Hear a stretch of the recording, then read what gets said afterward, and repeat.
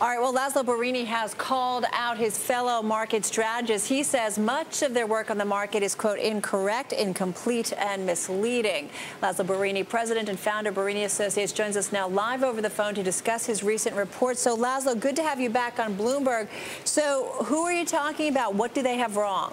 Well, I think economists, strategists, and technicians. And I'm not sure I want to say they were wrong, but there's not a whole lot of actual research, basic research, rolling up your sleeves and digging down and getting the data and coming up with a reality. I think that's been a characteristic of the market for some time. You know, our reporter Sheila Dharmarajan Laszlo here did a piece showing that the lowest analyst research ratings, those companies that got the lowest analyst research ratings actually have done the best. Is this just one example of why you're right? No, what I'm concerned about is when strategists suggest that we now are due for correction because at this point in the cycle we have a correction. I go back historically, and that's not the case. And just because they sort of wish we had a correction. And technicians have been telling us literally for 6 months that this rally is not sustainable because it doesn't have volume.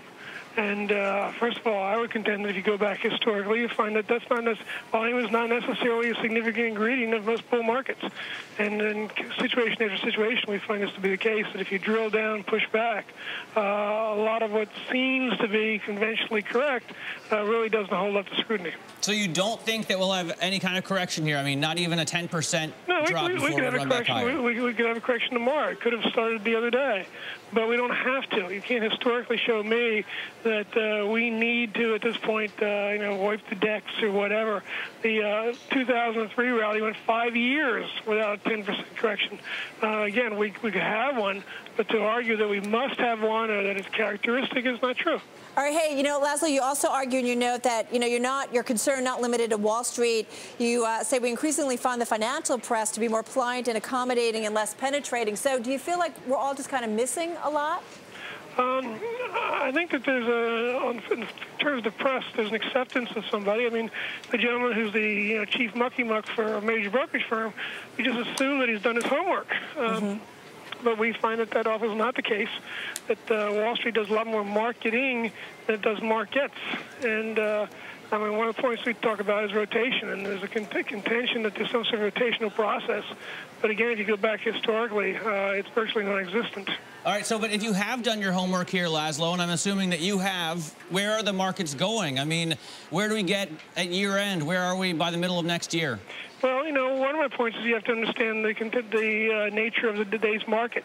And what I see in this market is something that people don't talk about, which is stock picking. And so I'm not terribly concerned about some number versus some target.